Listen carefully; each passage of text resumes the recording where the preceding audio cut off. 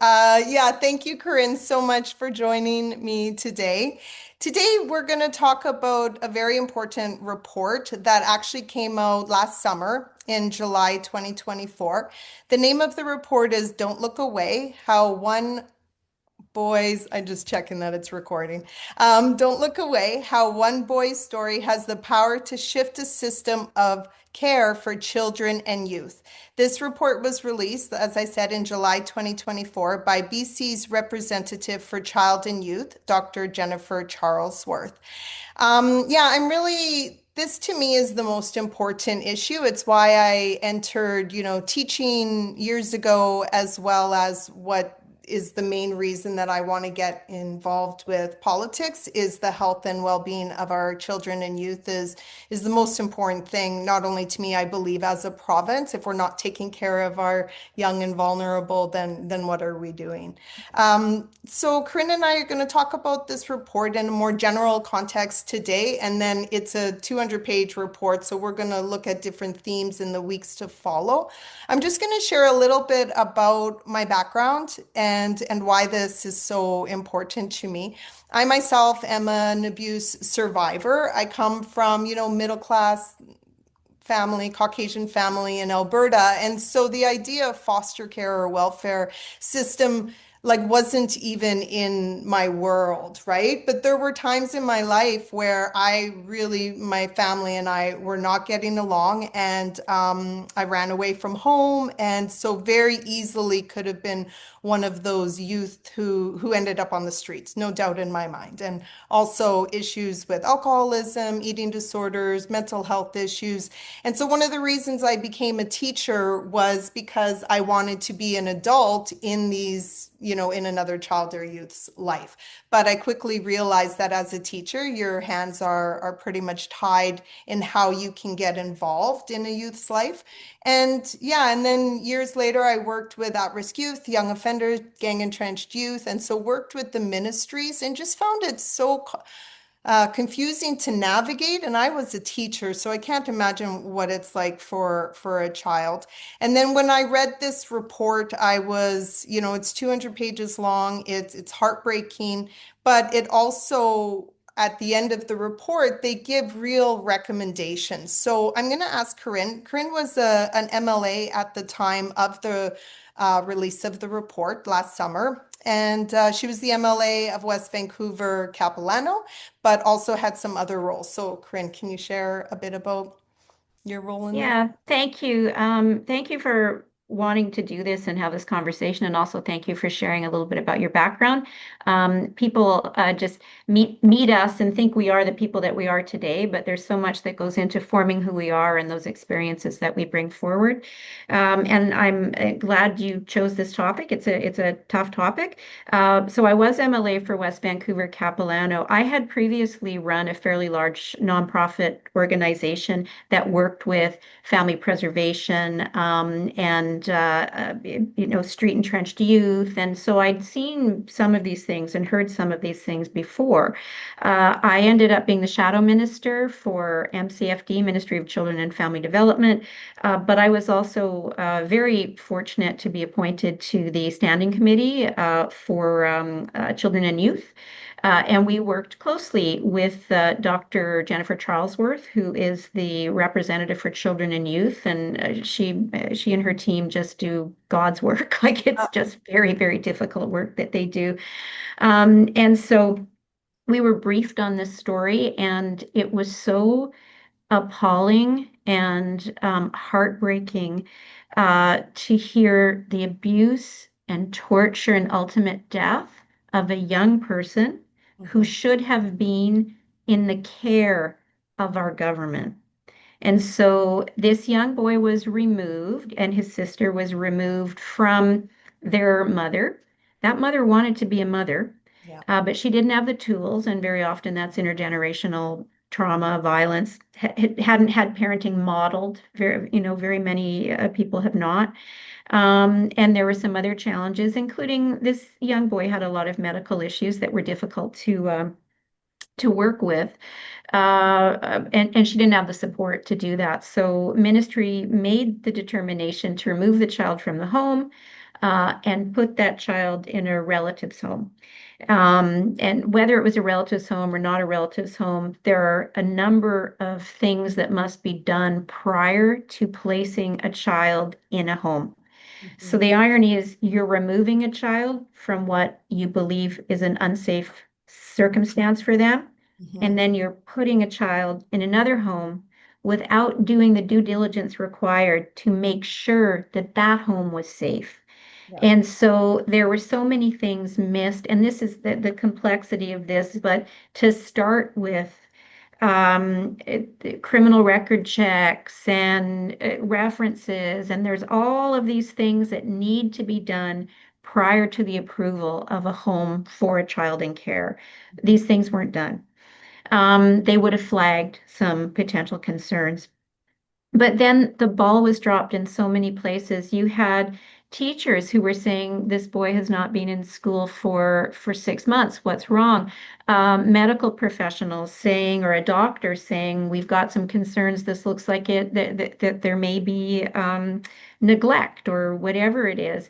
He What had are the had me surgery. I remember like he had had serious surgery and he needed to come up for follow-up appointments and he and was wasn't being seen. this is So so heartbreaking. we've got health, we've got education, we've got MCFD, but I believe when a young person is taken into the care of MCFD, that the government needs to step in and be the parent. And being the parent means making sure that that young person is safe. So that information being fed to MCFD should have triggered an investigation, an intervention, but these things were not done. That young boy was in that family for 7 months, I think, before the first Yeah. visit. Yeah. Which, again, those things should be happening 30 days, 90 days, especially when they're first placed in care. But because of this neglect, this young boy was abused, tortured, and that's a pretty tough Yeah. word to be using, but it was the word how this is being described. And then ultimately it ended in his death. A lot of British Columbians may have heard of this story of Colby because not only was it in the representative's report and review, it was a news story for quite a while in British Columbia, how this young Happened during boy, COVID, I believe, like February it 2021 is when he, it's very true, yeah, and COVID just made things just even more complicated and difficult. And I believe it was you that had said to me that this family did at some point, the new foster family did at some point reach out for support from yeah, ministry, and they didn't receive those supports. And that's unfortunately a story that I hear from grandparents who are caring for their children for other foster families. Caring for young people that they're not getting the supports that they need in order to parent or step in as the caregiver in the best interest of that child.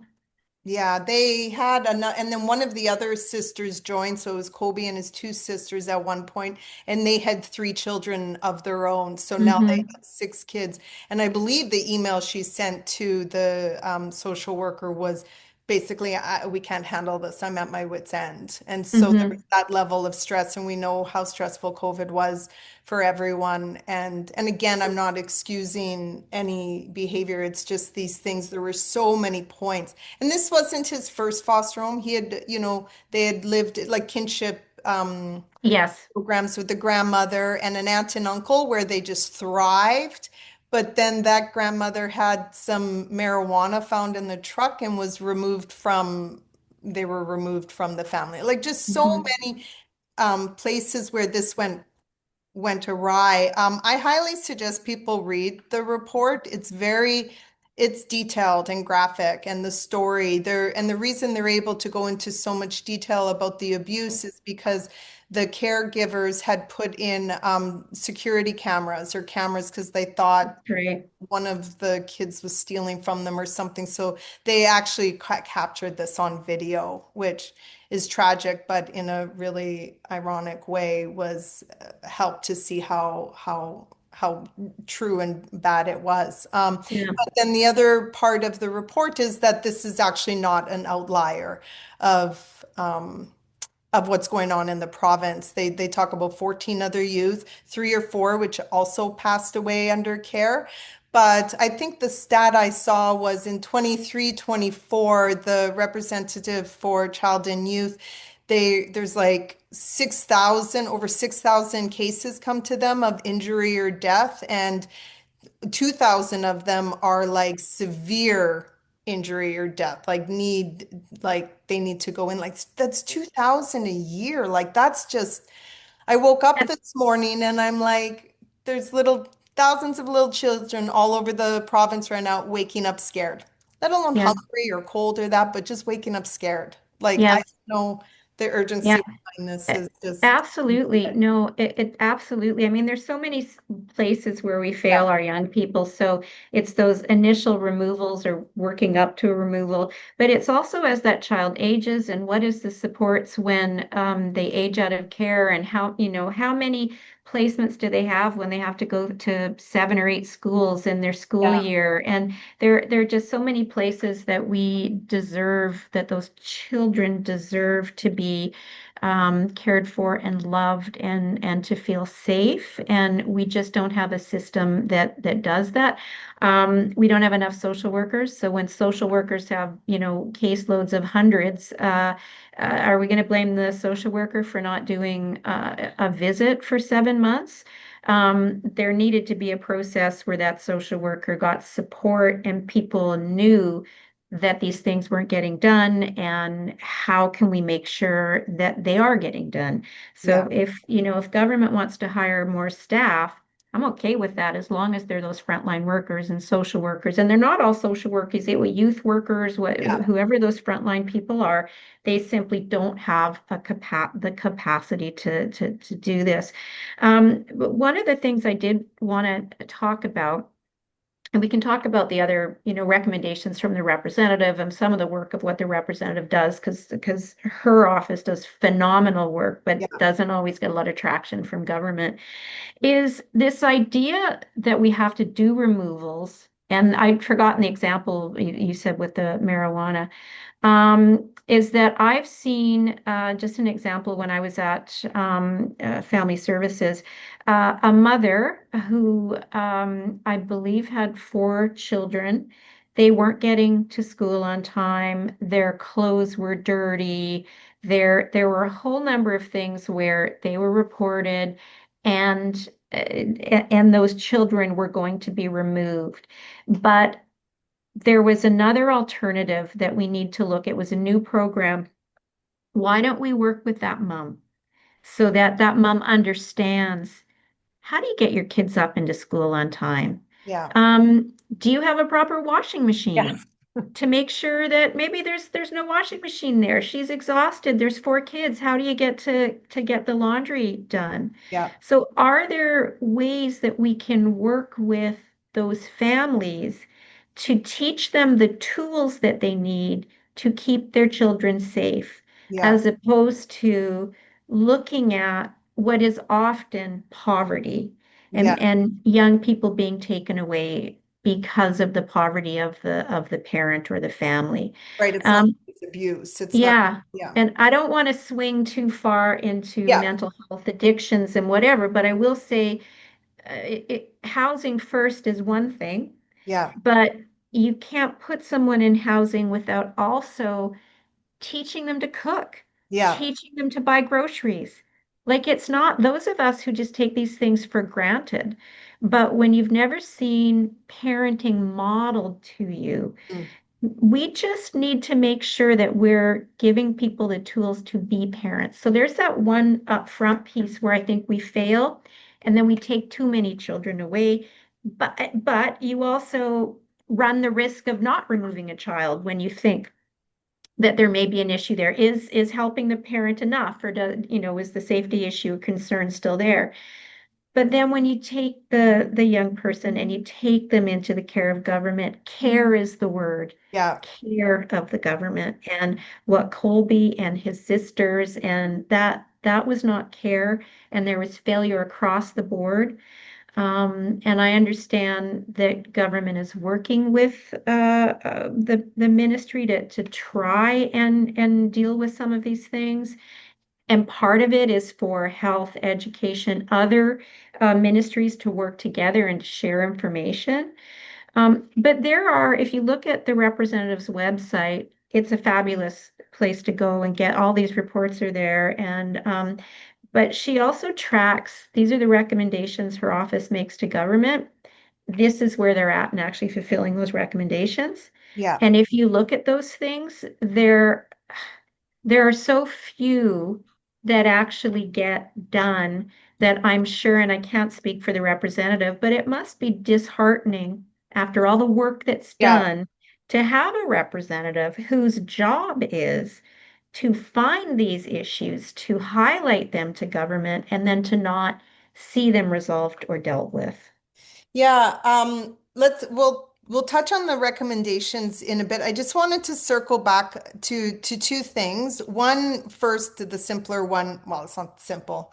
Simple but not easy, is about the education. When I worked with the at-risk youth and young offenders, like what we did teach stuff, right? Like we taught everything, like we would go shopping together.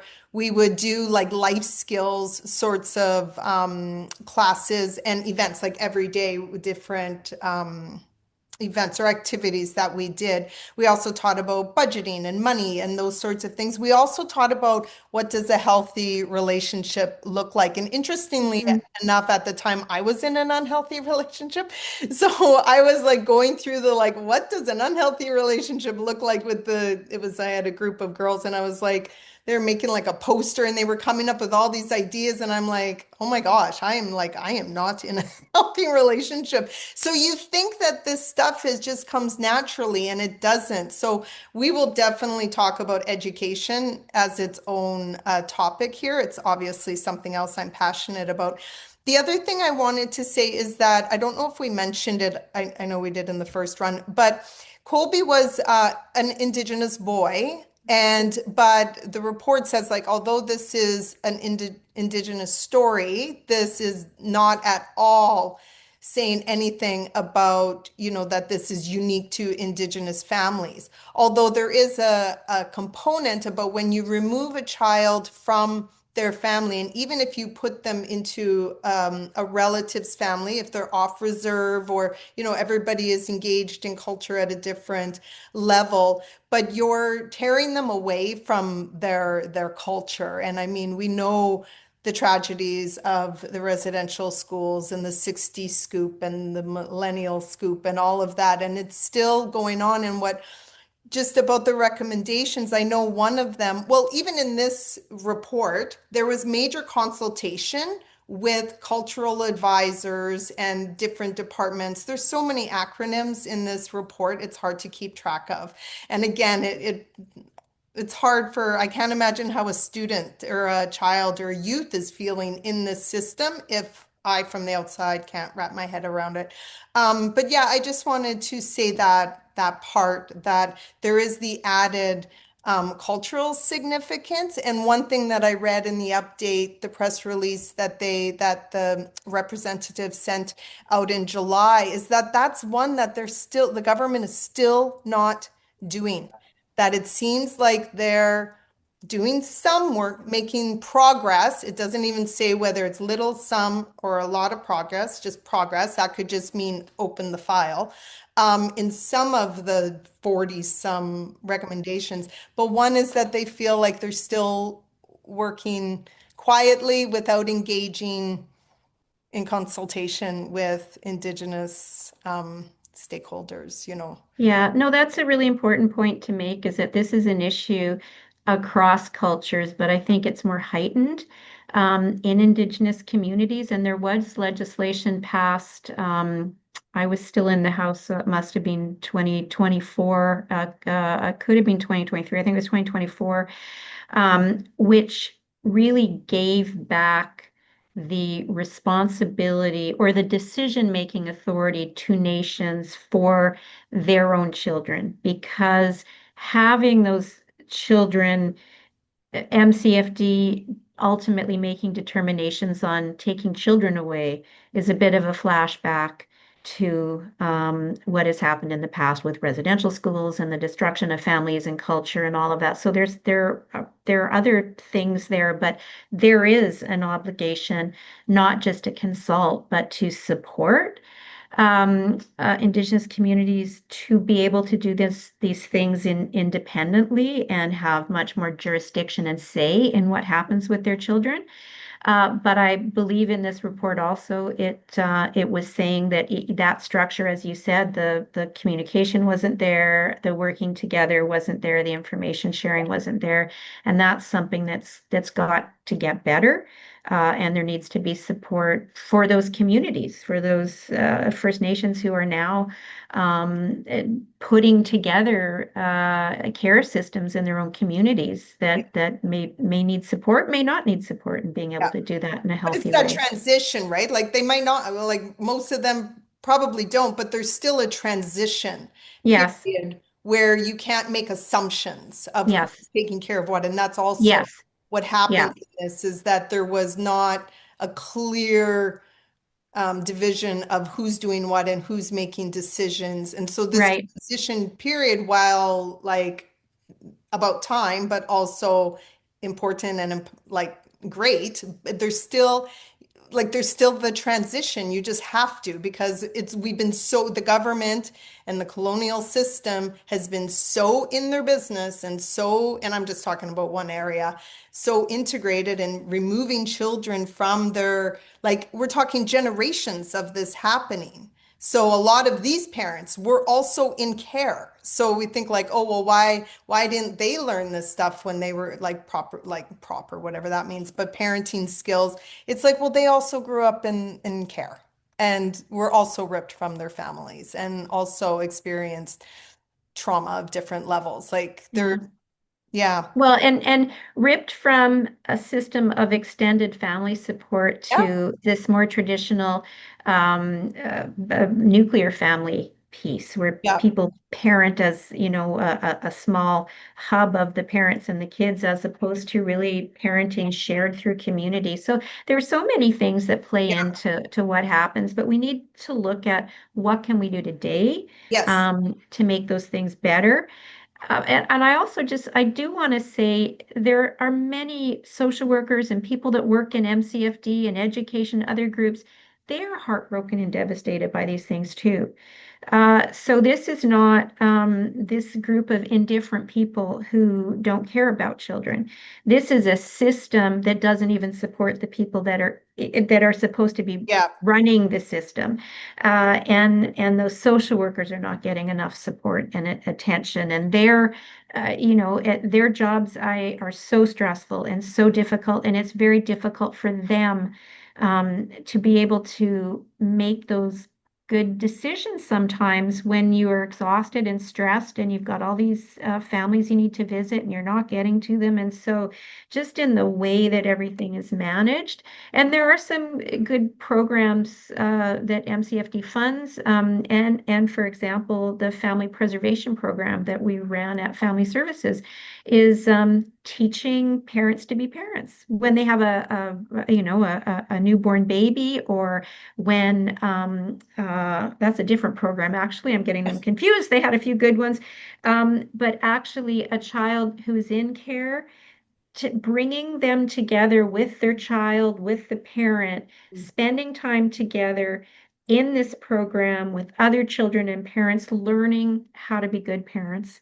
And we don't stop enough and do that. And so when there are good programs like that, they're completely limited in who can go into them. So you had said there were 6,000. I think that was 6,000 last year. I don't think that was over a period of time.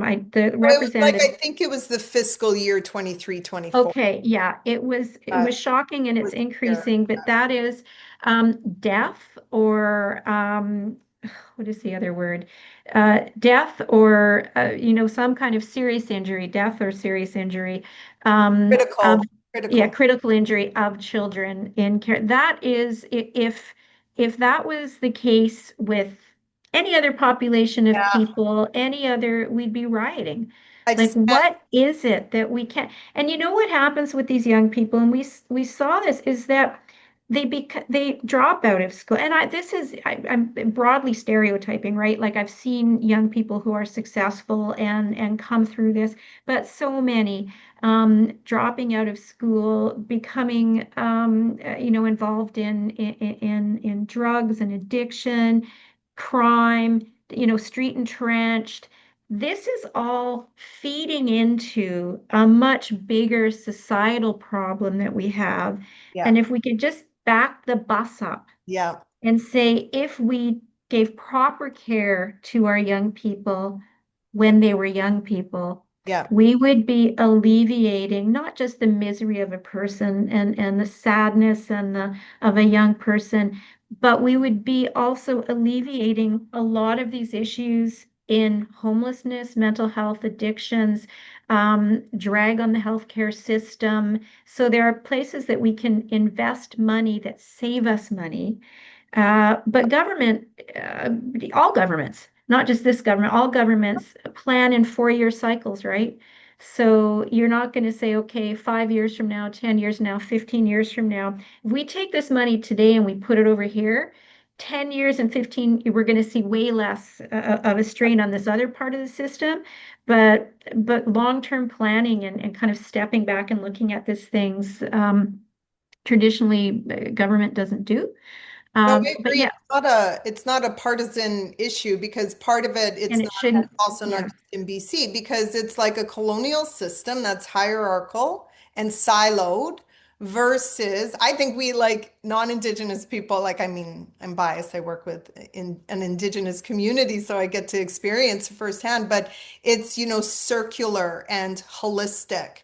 And one of the main points of the report or recommendations is to move the mindset away from welfare to well-being. And that I that like that. changes everything. It goes from protecting the child from their family and harm instead of like focusing on prevention, well-being, where like yes, taking a child out, of course, you don't want them to be in immediate harm, but also removing a child from their mother is traumatic. I've seen it so many times. Like they're drawn back, or to their father for that matter. Like they're drawn back to them. And that if you don't help the parents, the family, even when the child is an adult, they're drawn back to that world. And if the healing didn't happen in the environment, they're still going to go back to a toxic environment. Like, so you were talking about like there's many children who thrive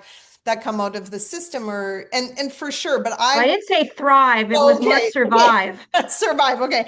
Because I was like, and there are some miracle people that can come out of a variety of circumstances, but I would like to know the stats of the number of people in jail who were in foster care. And because like the downtown east side or the different areas of our province, growing number of areas where there's high homelessness and addiction, like well we know like Gabor Mate talks about this a lot about like the trauma, like being more trauma informed, because I know the program I worked with over 4 years, it was very small. We probably had in total like 30 students in total, but I would say we had a core group of about 15 or 16 over those 4 years.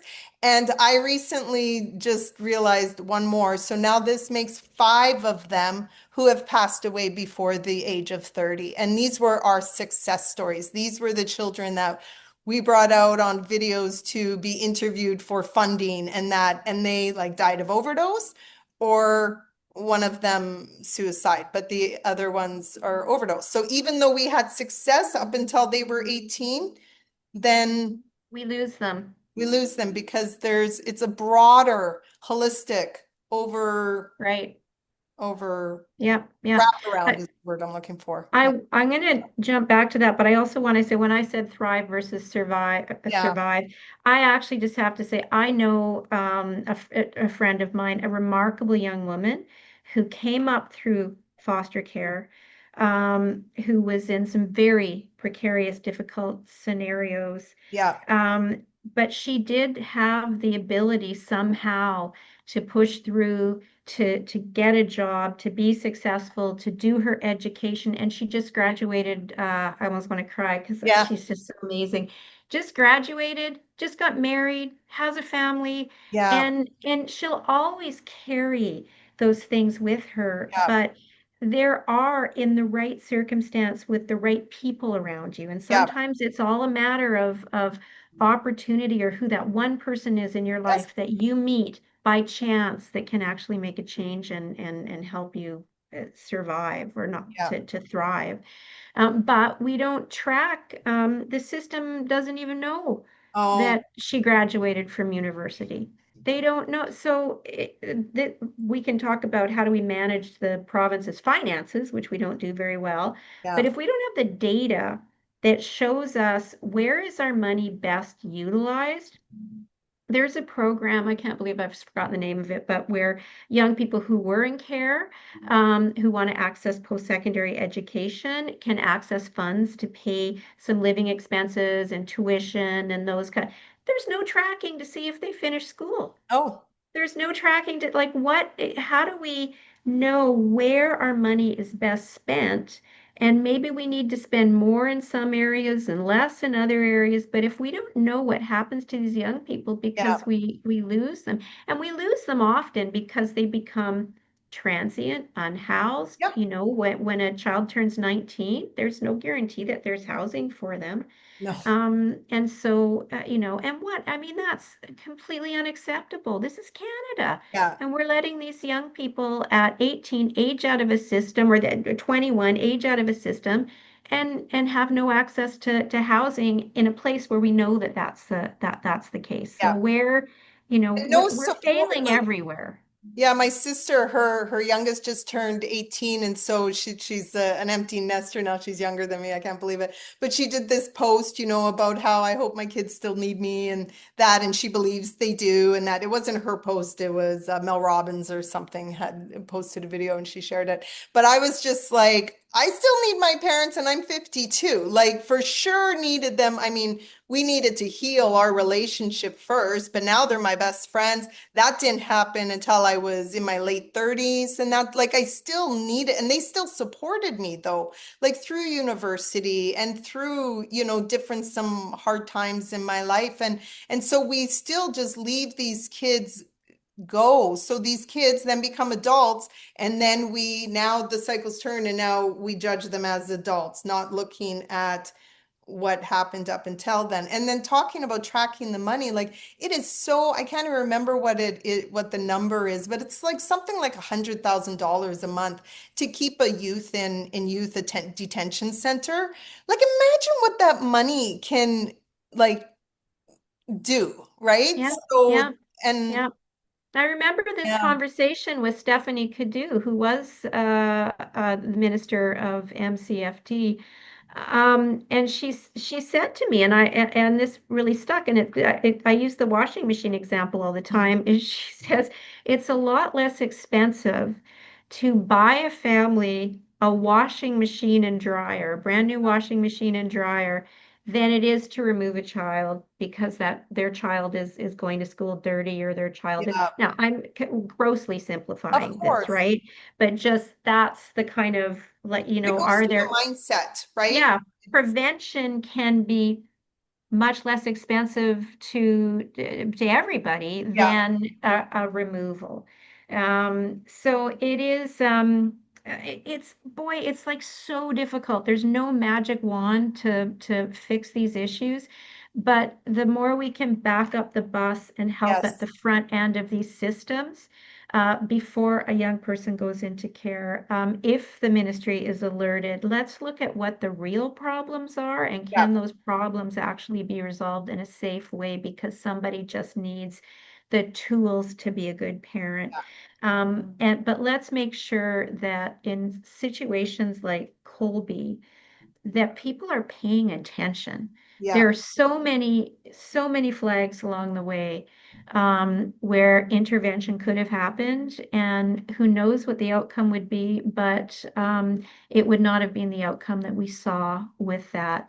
And Yeah. something so extraordinary that it became a criminal Yeah. process. So yeah, it's Yeah, and so what I want to do, and we'll wrap up this call, but just because there's so much more to talk about, and I don't want these coffee with Corinne's just to be like just talking about things, and like that's great because I'm learning so much on my journey new to politics. But I also want to use this time, and I know we are as a, as a party and with our members and in our consultation with outside stakeholders, but actually like developing towards, well, what would we do when we get in power? Like what will be mm, the first things, but also what can we do in the meantime? So yes. like, yeah, I don't know if you want to say anything about Well, that. I guess, Well, I mean, trying to hold government to account, supporting, if we're talking about the child welfare or well-being issue, I like yeah, that switch, is paying attention to what the representative is saying and what the reports are coming out, asking questions of government. I think certainly from the official opposition's perspective, they need to be doing that. They can't. There needs to be the importance of actually getting behind the government is like the wizard, right? Like you don't know what's behind the curtain until you're behind the curtain. So it's easy for us to say, you got to fix this, you got to fix yeah, this, you got to fix this. Now the representative does get behind the curtain more than we do, but there's still ultimately a lot of things we need to learn more about in terms of how are we going to fix the system. mhm, Um, but looking at the recommendations from her office and the base things about not having enough social workers yeah, and the workloads, and I mean, I'm starting just right at the ground there. Is we've just gotta we've gotta care enough and not to do this on purpose, but we can't look away, right? And yeah, that's why that report was named that report, because sometimes and we do this now because there's so much happening in war and there's yeah, tariffs and all this stuff, is that people stop watching and listening because things are so difficult emotionally that we don't want to see it. yeah, And I think the thought of young people and 6,000 in death and critical injury in our province, it's too much, and yeah, we need to turn and to look at that and to ask questions and to also look at the young people in our community and yes, the families in our community and help them. It takes a village to raise a child. Somehow we lost that somewhere. yeah, And it's just, a nuclear we need the people around us, whether they're our family or not. I'm talking so much yeah, the last yeah, couple of days of losing my voice. But it's so important. And I do want to flag people can look online and they're called practice audits, and it's MCFD practice audits. hmm, And what they do, there's these reports and they show all of the steps, like so the files, all the social worker files are audited for completion. So you go into the file and you'll say, okay, well, 15 out of 20 of these files didn't have a criminal record check, mm, and or didn't have a visit or didn't have, like, it's stunning how bad it is. mhm, And looking at these audit reports, and I didn't even know about them until maybe 3 or 4 years ago. That's wow, one of the yeah, underlying issues, is that it's okay that 15 out of 20 files didn't have a criminal record check. It's not okay. no. And the You need average that person, as if a they heard parent. that number, pardon Yeah. me? Well, you need to volunteer at a school as a parent. You need to have a criminal record check done. Just Yes. volunteer to go on a Yeah. field trip. Yeah. So that just Yeah. seems like a no-brainer. Yeah. Yeah, I Well, just I'm want gonna, to, for I, fact check purposes, it is 6,437 reports of injuries and death, but 2,908 critical injury or death. critical injuries. Okay. Not Yeah. That's Yeah, pretty appalling for a young yeah, person who you just want to wrap your arms around. yeah, yeah. I've really enjoyed this Yeah, conversation. thank you. I've got to go. Yep, yep. I But appreciate thank that. you, and I'll see you next week. Yeah. And I didn't give that many specifics today, but I No, just think the fact that we're raising the issue yeah, is really important for British Columbians to know. yeah. And MCFD, if you are a minister going into MCFD or a critic, sometimes these are referred to as the pink files because Oh, we have this idea that it's a woman's thing, right? It's a oh, we're looking interesting. after children. It is not. Yeah. It is one of the most important files that we have in government, and it should be treated that way. Wow, that's interesting. So yeah. Well, thank So you so much. Yeah, and I'm just gonna I'll put the links to the reports and the website in the notes or in that. And then just to okay. give people a heads up, next week we are going to talk about the first theme in the report, which is family and intimate partner violence, which is a timely issue outside of, children and youth. But again, Yeah. it's a cycle. So Okay. thanks so Have much. a great day. Yeah, you too. Enjoy the heat, Yeah. and we'll talk soon. Okay, thanks. Bye.